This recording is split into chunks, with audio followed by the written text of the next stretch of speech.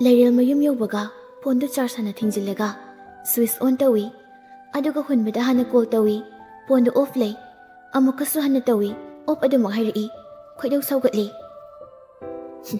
ai daw sidiba nandi phone doraktaga asigak toraga ai ki phone do switch off dagre khangadi problem ama leiramani na khallaga mangasi na misidangdi hangba yaiba fai nangsu mi moiraga no magi ngak ta pawba phone kamai paini ngoi doino mana phone up tawrise phone pai da boiramai number shinab soi oiramni nupa haise sumai loi taw boire asi haiduna lerilna hunba busu lana khali hunbasu leril bu mathau da mabu ning sang de hairaga lana khankhre kanana bulaliba kana sulande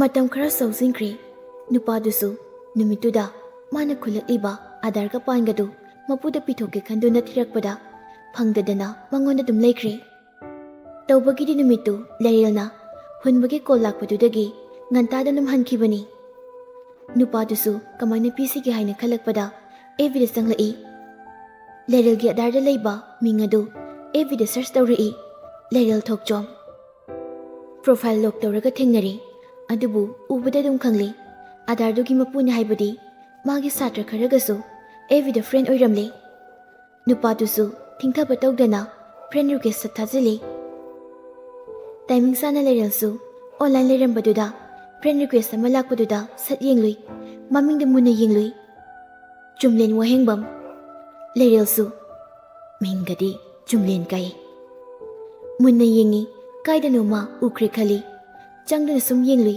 aduma khangli nahangi MU gi sarma sak phajabaduni haiba amuk sumatom da ngai mangonda kamaina friend request tharakli banu haiduna accept satawsili accept satawrakpaduda chumlensu messenger da hi thank you lairel kharaga ngaklingai duda message ka lakpaduda amuka hena ngakre sibu fake account oijalo kaino phajari duga yam lemde nupi khudingi mi hobo oiramise asi haiduna message to muhali welcome message halakpaduda chumlensu kaidorige lairelna sum ABC da sitracopter yenglamizani da chumlena fai yengadabani ado nangse kadai dagino na sum khangning na hangbani ko lana khangano chumlen lairen se kai dagino khangna hanglingbani kai khumlaki yengi haiduna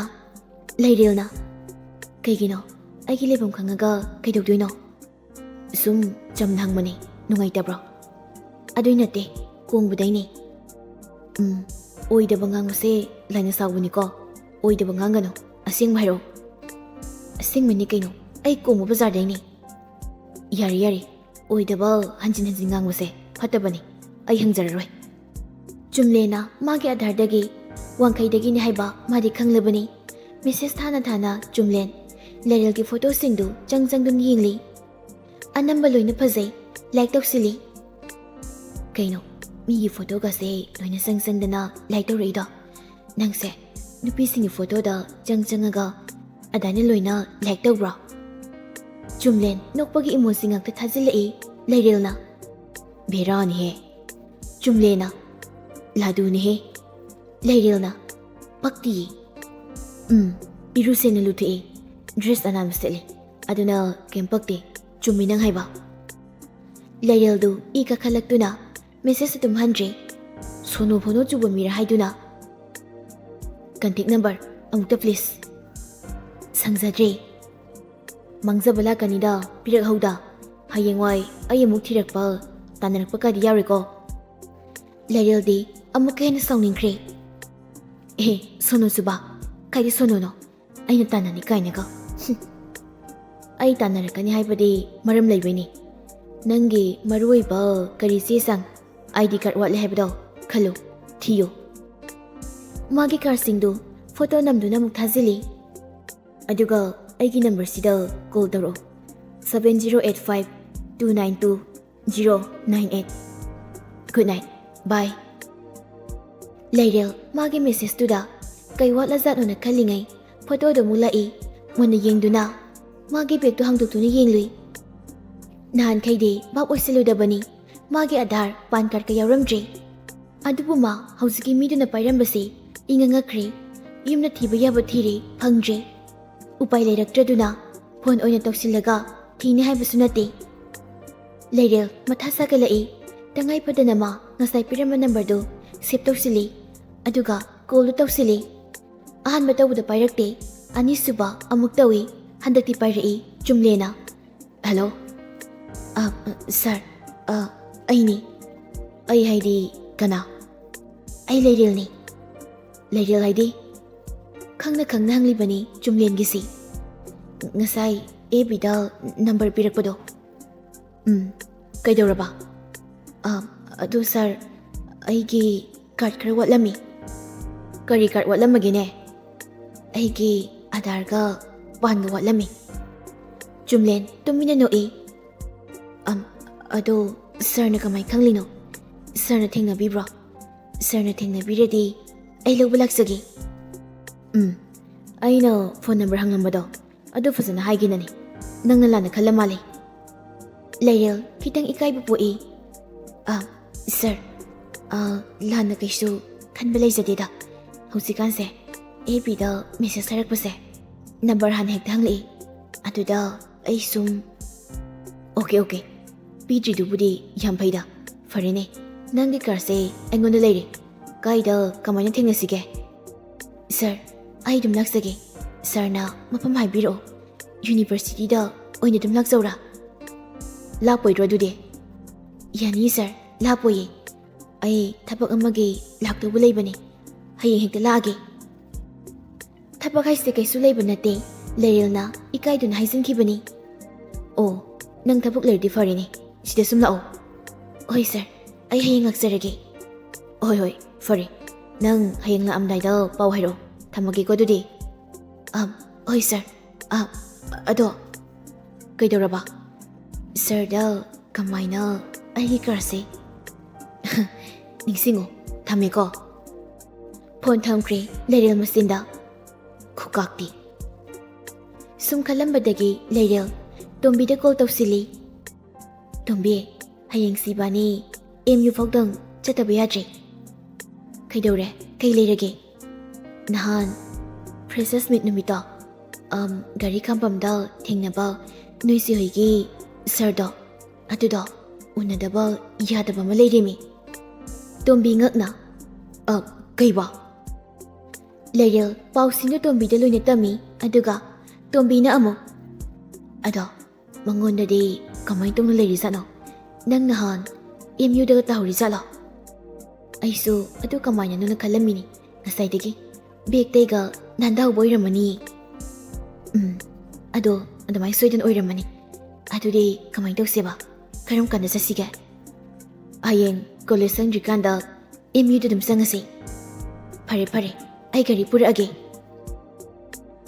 ꯍꯥꯏꯅꯈꯤꯕꯒꯤ ꯃꯇꯨꯡ ꯏꯟꯅ ꯄꯨꯡ 11 ꯈꯔ ꯍꯦꯜꯂꯛꯄ ꯑꯗꯨꯋꯥꯏꯗ college ꯆꯪꯗꯕꯤꯗ ꯑꯅꯤꯗꯨ MUꯗ ꯂꯥꯛꯏ꯫ ꯂꯩꯔꯦꯜ ꯆꯨꯝꯂꯦꯟꯗ call ꯇꯧꯔꯛꯏ, ꯑꯗꯨ ꯄꯥꯏꯈꯠꯇꯦ꯫ ꯑꯅꯤꯔꯛ ꯑꯍꯨꯝꯂꯛ ꯇꯧꯏ, ꯄꯥꯏꯗꯦ꯫ ꯂꯩꯔꯦꯜ ꯀ꯭ꯂꯥꯁ ꯇꯧꯔꯤꯕ ꯑꯣꯏꯔꯝꯅꯤ ꯈꯜꯂꯤ꯫ ꯐꯣꯟꯗꯤ ꯄꯥꯏꯗꯦ, ꯀ꯭ꯂꯥꯁꯀ ꯆꯪꯂꯤꯕ ꯈꯪꯗꯦ꯫ ꯉꯥꯏꯍꯥꯛ ꯉꯥꯏꯔꯁꯤ꯫ ꯃꯦꯁꯦꯖ ꯑꯃ ꯁꯠ ꯊꯥꯖꯤꯜꯂꯤ꯫ ꯁꯥꯔ, ꯑꯩꯈꯣꯏ ꯌꯨꯅꯤꯚꯔꯁꯤꯇꯤ ꯂꯩꯖꯔꯤ꯫ ꯁꯣꯝꯅ ꯆꯨꯝꯂꯦꯟꯁꯨ ꯐꯣꯟꯗꯨ ꯄꯣꯀꯦꯠꯇ ꯌꯥꯎꯔꯤꯕꯅꯤ꯫ ꯁꯥꯏꯂꯦꯟꯇ ꯂꯩꯕꯅ ꯂꯥꯛꯄ ꯈꯪꯗ꯭ꯔꯦ꯫ ꯃꯥ ꯀ꯭ꯂꯥꯁꯁꯨ ꯆꯪꯅꯕ ꯊꯣꯛꯂꯛꯄꯅꯤ꯫ ꯀ꯭ꯂꯥꯁ ꯆꯪꯈ꯭ꯔꯦ ꯂꯩꯔꯦꯜ, ꯃꯈꯣꯏ ꯑꯅꯤꯁꯨ ꯃꯇꯝꯗꯤ ꯍꯥꯏꯅꯍꯧꯗꯦ ꯉꯔꯥꯡꯁꯨ꯫ ꯃꯦꯁꯦꯖꯇꯨ ꯊꯥꯖꯤꯜꯂꯒ ꯂꯩꯔꯦꯜꯒ ꯇꯣꯝꯕꯤꯒꯁꯨ ꯉꯥꯏꯗꯨꯅ ꯂꯩꯔꯤ꯫ ꯐꯅ ꯀꯨꯏꯅ ꯉꯥꯏꯁꯤꯜꯂꯛꯂ ꯐꯥꯎꯕ ꯀꯣꯜ ꯕꯦꯛ ꯇꯧꯔꯛꯄ ꯀꯧꯕ ꯂꯩꯇꯦ꯫ ꯇꯣꯝꯕꯤ, ꯐꯅꯗꯤ ꯀꯨꯏꯔꯦ ꯏꯕꯥꯅꯤꯁꯦ, ꯀꯃꯥꯏꯅ ꯇꯧꯅꯤ?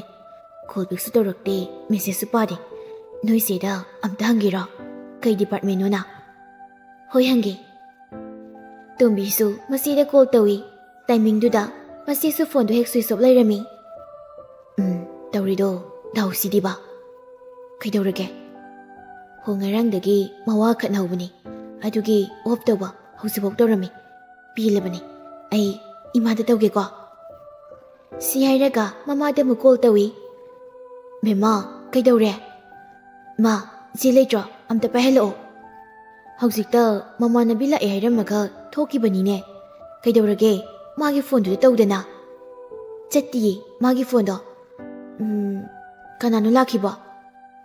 Imasu kanghꯧdrꯦꯅꯦ maninglomda leirudana laudang lauramani mana phare thamage dudi mamanabi laga thokre as kamai tongni tumbe nahangi magi gari khapamduda gari khamri yengusira hoi haife thausilaga yengrose ani domu gari khampamlomda lai angakpani ngasigi daudusu chumlensi gari makhaladum honghongduna thawi ngasidi nahangi kartadu tharoklamdrema I-20 black machugi oina tharakpana gari dusu manaba ma phauba khamlamdabaduda anidu bit khangtekte e leirel ngasi sarda lakta malida aduna haise aduga ngonda la oisarakte wahalibse adudi konamu pau hunaraga masu mana mai tawjaraksnida halase hoi halase leirel mamikto amuksu hanna gari khamlibadom yenglai I-20 black tudi masu urai nahangi karta khampamduda chapsana di khamlibani message amamuk thazili sir hali kona laurage ani du upai leite phone su pai birakta message halakta tawbadudadi adum mayumda halai chumlensu class mathang changluraga tholakpani magi roomda room hek yobaga pairakliba se sangdu table duda thamlega makhut masadu singna hamdoi aduga pocket humduna phone du lawthoi phone du leirel gi miss call message tu ubada masinda as phone sidi silent leiramedana sidi kamai tawni ngarang di ngasi thing sin haikibani neiba leirel da phone da call back amu tawsili leirel ga tombi ga su phana kuina imu da ngaibana pung sau singkri makoyani college da mu chatri mayum da adum hannarai mayam yaubaga magi kada changlakpani bag manungda phone khonglakpaduda puthokduna yengi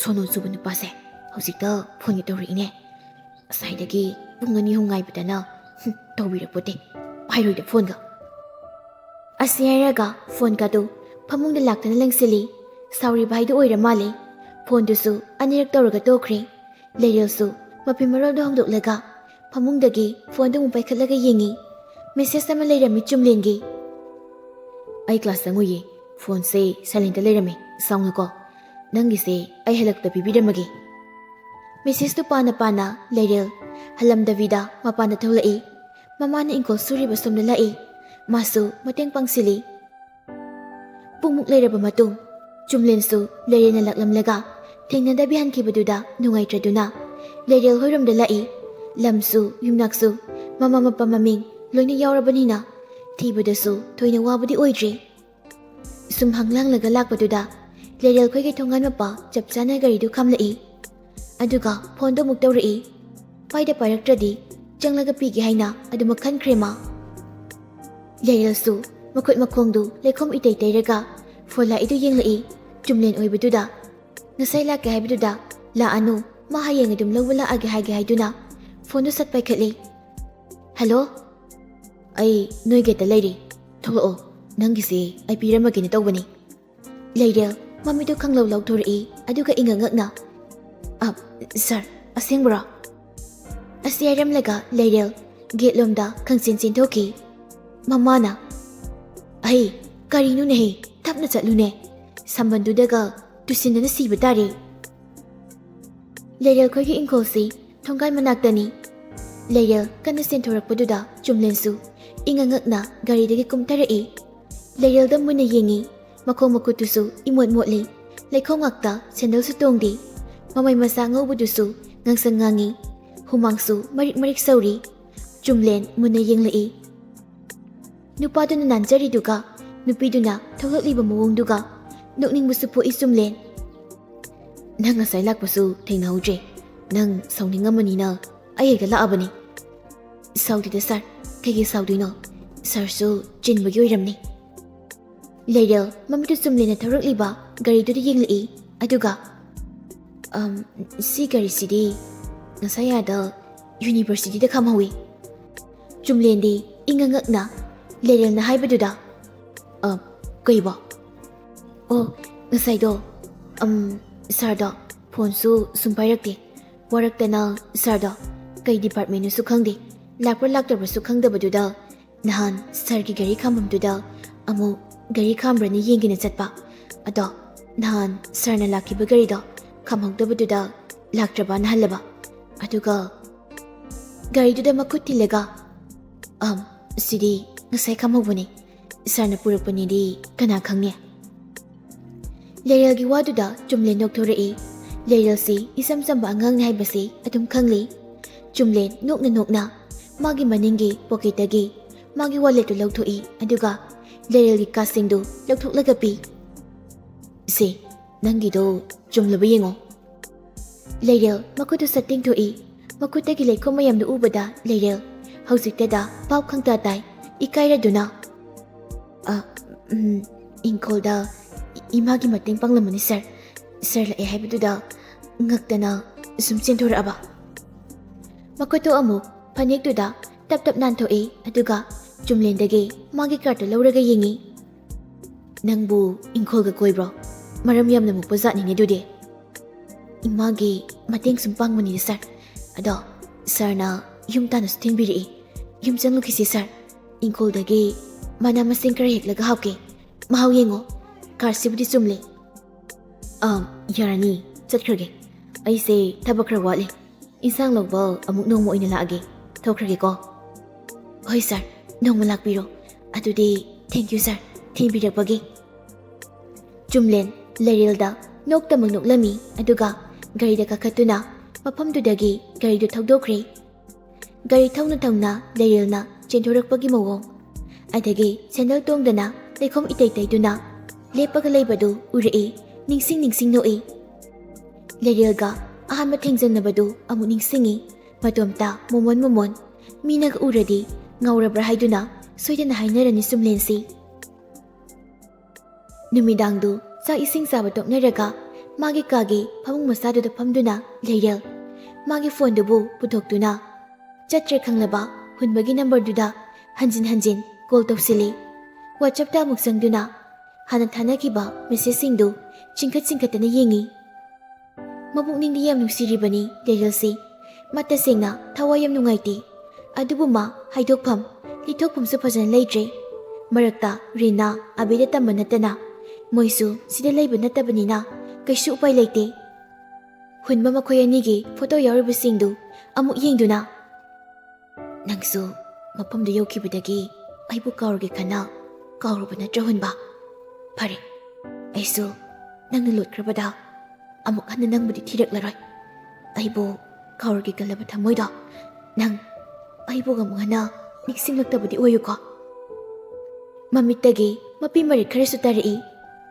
asumna leringai phone lai sir MU calling Leril lakliba phone da yengi ma mapukninga nungsirabanina lakliba phone do painingmu poktre paidre Anirak tawramlaga phone du sulakidre Leril su tumthakre nonganbagi ayukdo Leril college satnaba tumbibu lakpa ngairi ngayaki matung tumbisu laktuna puna lakminai lambida tumbi ngarang adum sardu thinba lai mado phone silent thammaga class lawriye gari do ama doina lakpa oirami gari sinbadunani ibanina lakte kaina khaluido Aduni, aina kahik jangbaga call tori mala ena ado khanglamaga budi ngak ngai basuyai laktrabai ningi piramaga hankhra matung thinglakana call muk torami ai dum paidre ses yadiko